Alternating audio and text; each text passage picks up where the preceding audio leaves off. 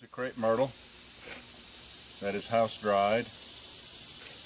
But if you look at all the undulations that it has here, where do I pick a spindle? And what do I use for a fireboard? Now, if I had my Mora, I'd have it'd be an ergonomically correct handle. It'd be a lot easier to whittle down a big end. You can sort of look at this end and see that I could get my longest spindle right here. The way I pick it out, the way I choose what part of this wood that I use for a spindle is I go from the valleys, from one valley to the next valley. So if we start on this end, and this is just in one plane, in this plane right here, you can see it goes down, comes up, goes down, comes up, and goes down. But then it's going to be different in this plane. In this plane, it comes across, goes up, up, up, up, up, up, and then it gradually goes back down. So if you pick the worst plane, which is this one right here, I like to go from valley to valley to see what I have to work with. And on this one, it's going to be the center of the valley to the end, which is only about 7 inches. I like as long a spindle as I can get, up to 12 inches. All right, from this valley to the next valley is going to be about right here. That's only 5 inches. From this valley to this valley right here, another 6 inches. From this valley to this valley, 7 inches. From the center of this valley to the center of this valley, now I'm up to about 8 inches. So that's where I'm going to get my spindle. From the center of this valley to the center of this valley. So that's less than 8 inches, and I don't like that. Now I may cheat those marks just a little bit. I may come up this way a little bit on this one and come up this way a little bit on this, so I can get at least 8 inches out of it. Let's go ahead.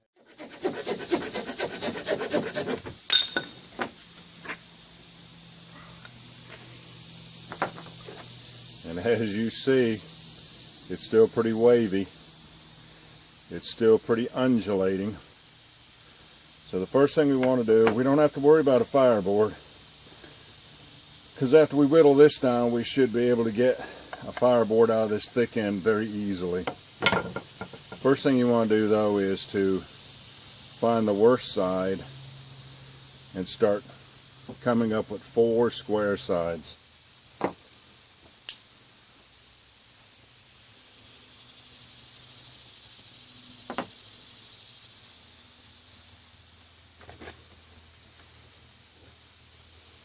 So I'm going to start off on this side here.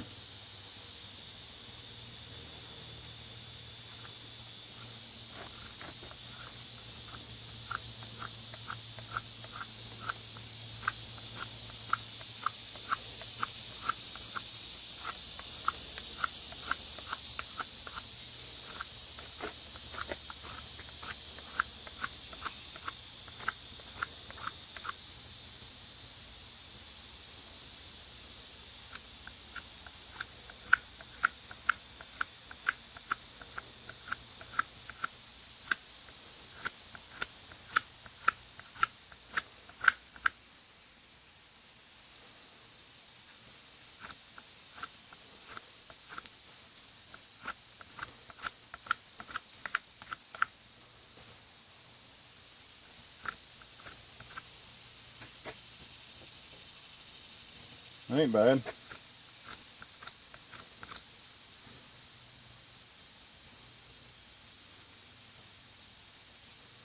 Then we'll go to the back side. Bunch needs to be taken off right there. That's where I'll start on it. 180 degrees out from that side.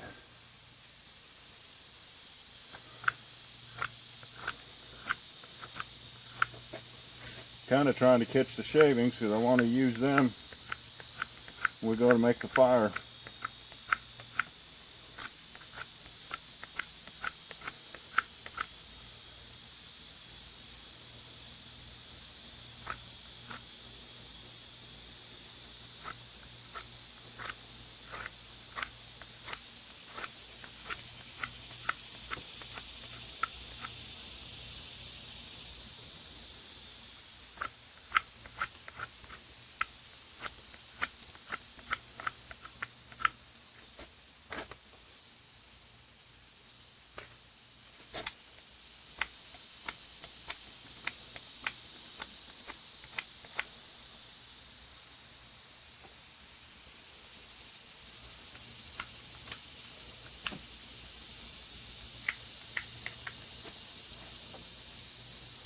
But that ain't bad. So now we have those two square sides. And we'll work on this side, and this big hump needs to come off.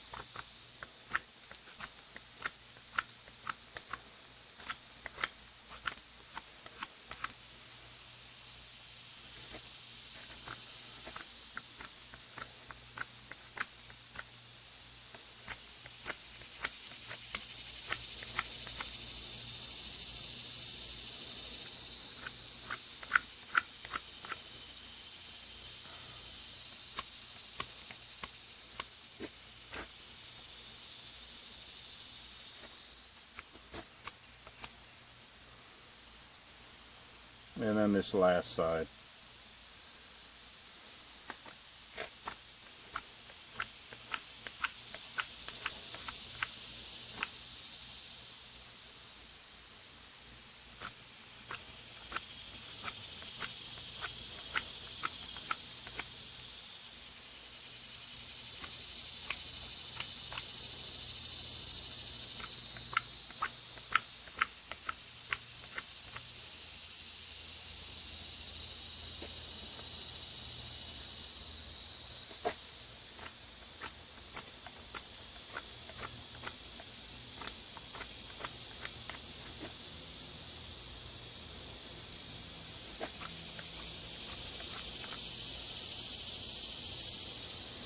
And if you don't have a straight edge, you'll just have to eyeball it.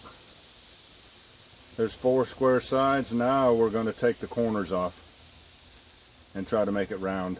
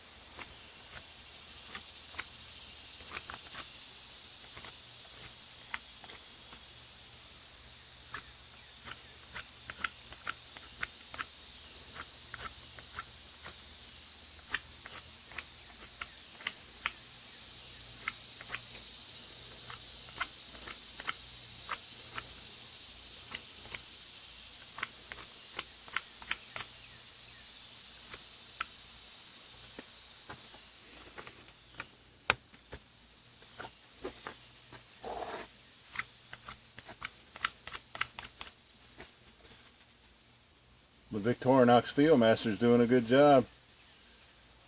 That blade's keeping a good sharp edge.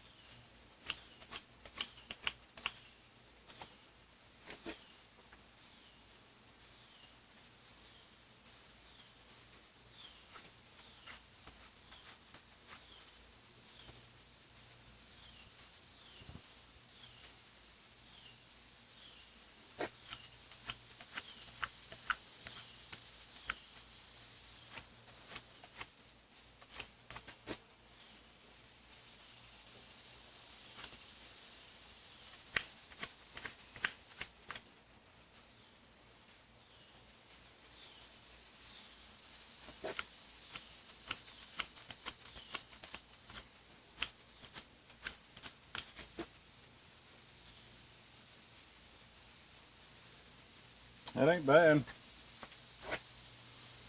So let's use this fat end right here for the hot end, and this right here will be the bearing block end. I do want to.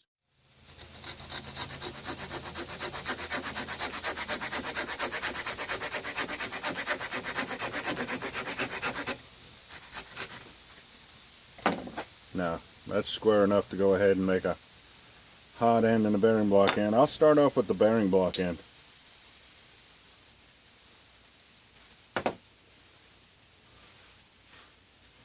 And I'm just going to make it pointy enough to go inside my bearing block. I have that metal bearing in my bearing block. So I'm going to come down to about 3/8 of an inch diameter.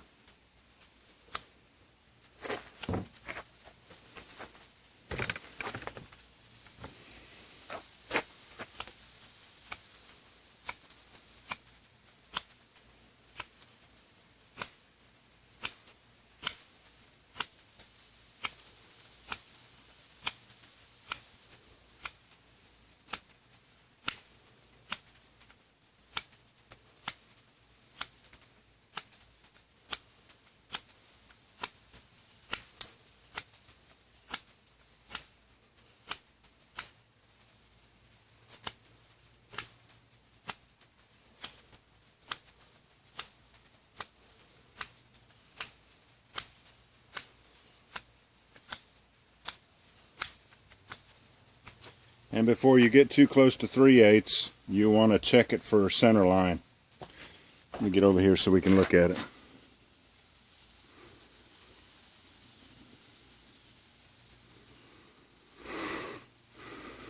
The center line looks pretty good, so I'm going to continue on bringing it down. But if I had to, if I had to cut a lot more off of this side to pull the whole center line over, that's what you have to do many times. Now there's a steeper slope here and a more gradual slope here, so it appears that it's off center, but if you eyeball the center line, it's about right.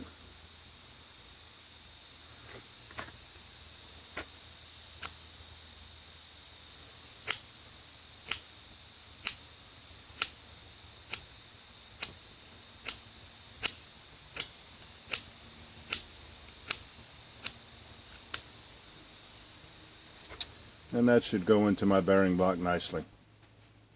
On this one, the way to make a perfect bull nose, to make a perfect hot end, is to do 3 levels of facets. So I'm going to come down to about 1/4 of an inch and do a level of facets all the way around. Then from that point I'm going to come another 1/8 inch, do another level round of facets all the way around, and then about a 1/16 and do facets all the way around. That will leave you with the perfectly rounded tip to your spindle.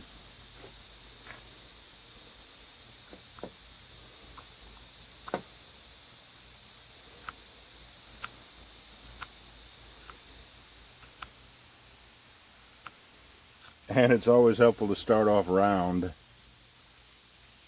to start with.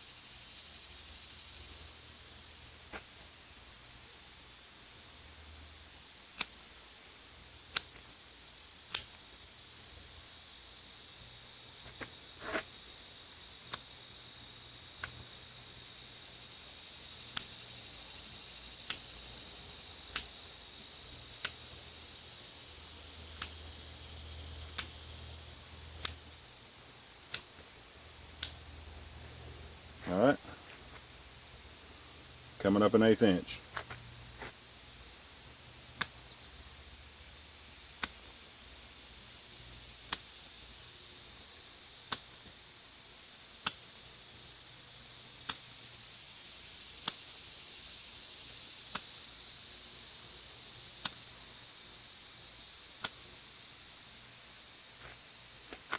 And it still looks symmetrical, so I'm not going to touch it up. Let's come up to a 1/16 of an inch now.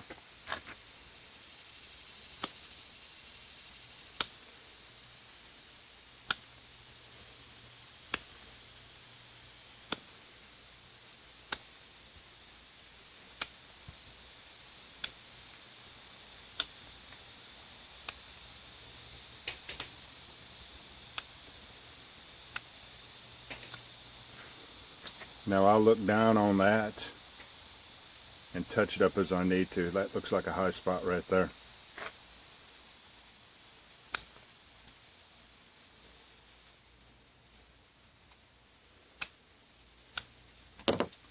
So it's just like the facets of a diamond, isn't it?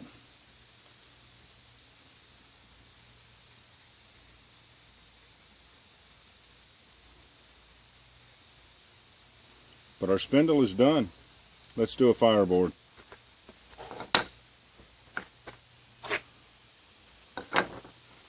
We'll get off on this fat end right here and use it.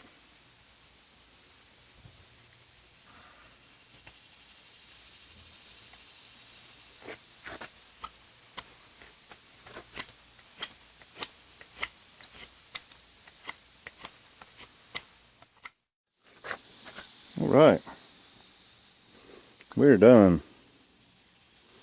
Spindle, fireboard. Let me get set up on the ground and we'll go ahead and do the burn-in.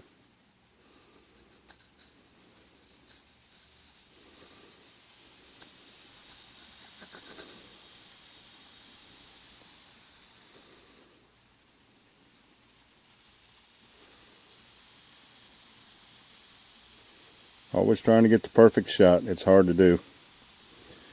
It's hard to get this on video.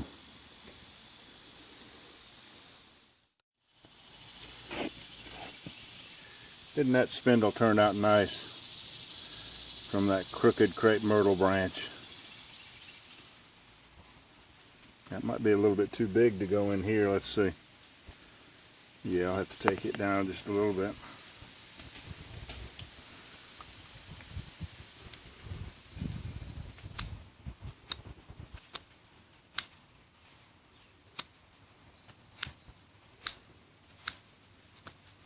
Now remember, I'm not a survival channel. This is just a hobby of mine. There's plenty of good survival channels out there that do not use a metal bearing in their bearing block. So let's go ahead and do the burn-in. And because my bow is so short, it'll take more strokes. That's pretty, that's a 3/4 inch spindle. And with a bow this length, it'll take more strokes to go ahead and get the ember, but that's alright. It's not that hard.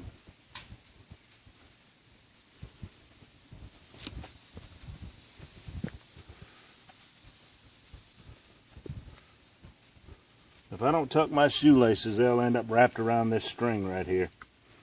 I've done that before.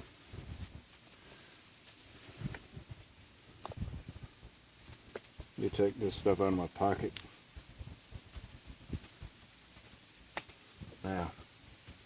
Now let's see if we can do a burn-in.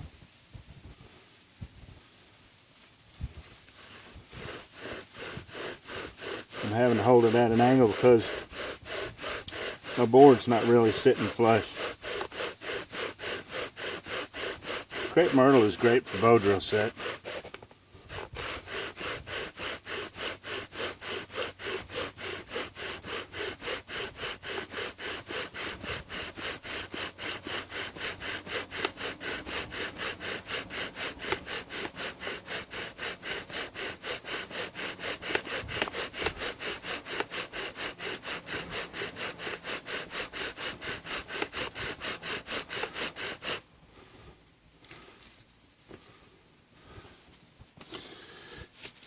This would be a good time to check for the roundness of the end of the spindle, which is alright. It's a little angular, but it's not as deep as it's going to be when it gets into the board, so I'll leave that like that. Beautiful burn-in.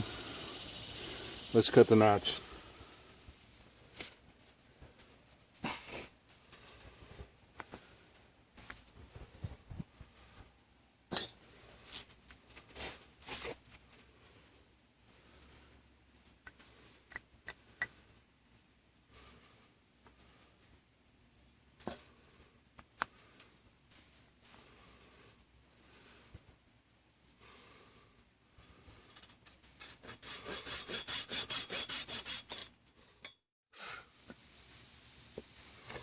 Alright, my notch is a little too wide, so I have to be careful about not letting it pop out.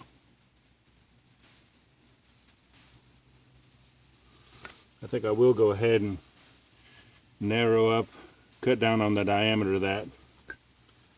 Give me a better chance of staying in that notch.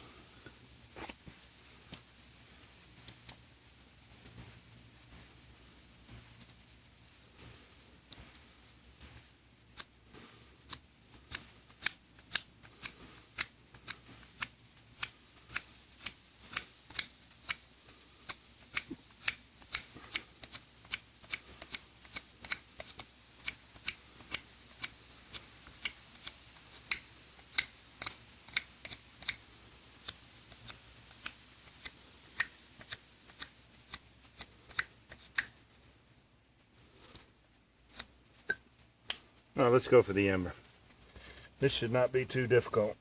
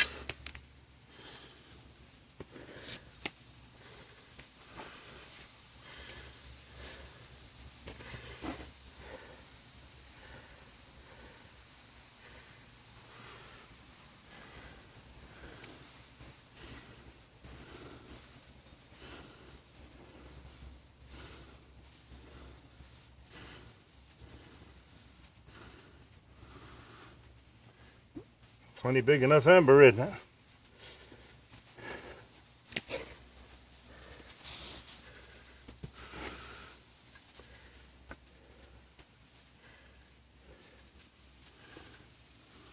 Tip looks good.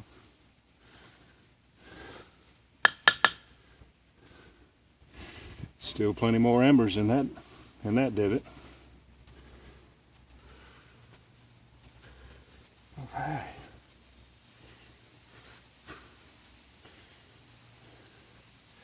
That is one more hot ember.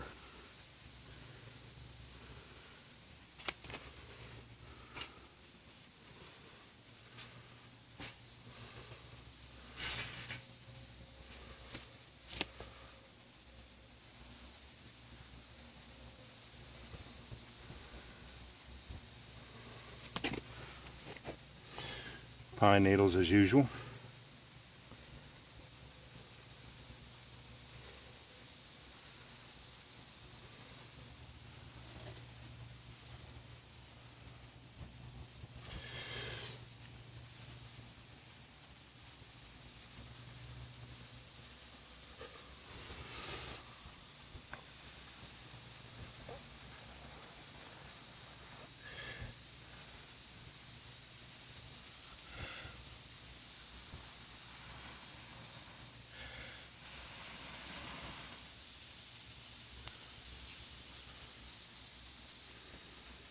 And pick a right time to put our shavings in there.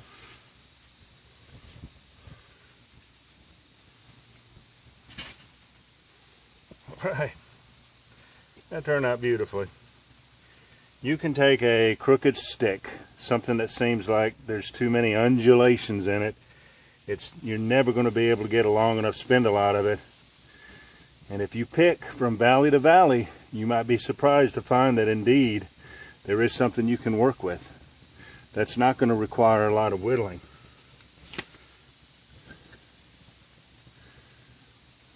Alright, y'all.